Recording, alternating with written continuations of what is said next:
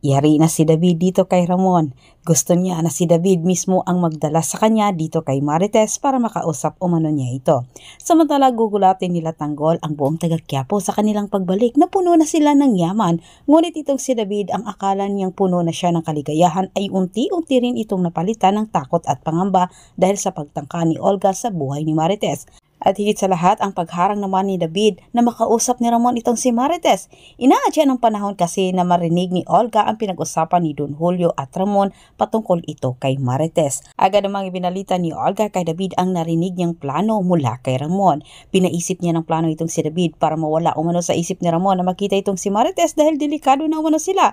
Ngunit maya-maya lang napagtanto naman ni Olga na kailangan na niyang tapusin ang masamang balak niya dito kay Marites. Sa ganitong paraan ay maipagiganti na umano niya ang kanyang anak.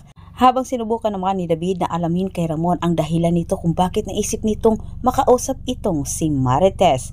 Pero nagulat itong si Ramon sa kanyang mga tanong.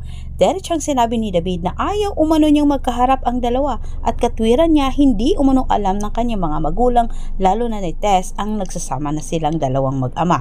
Ngunit ginulat ni Ramon itong si David sa kanyang sinabi, alam na umano ni Marites ang tungkol sa kanila.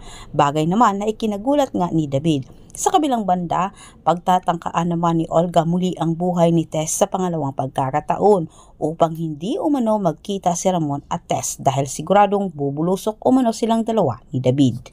Dahil sinubukan ni David na harangan itong si Ramon pero nakaisip ng mabigat na plano itong si Ramon para makita itong si Marites. Sinabi niya kay David, kung maari umano, si David mismo ang magdala kay Marites kay Ramon para hindi na umano mahirapan pa ang kanyang mga tauhan na hanapin itong si Marites.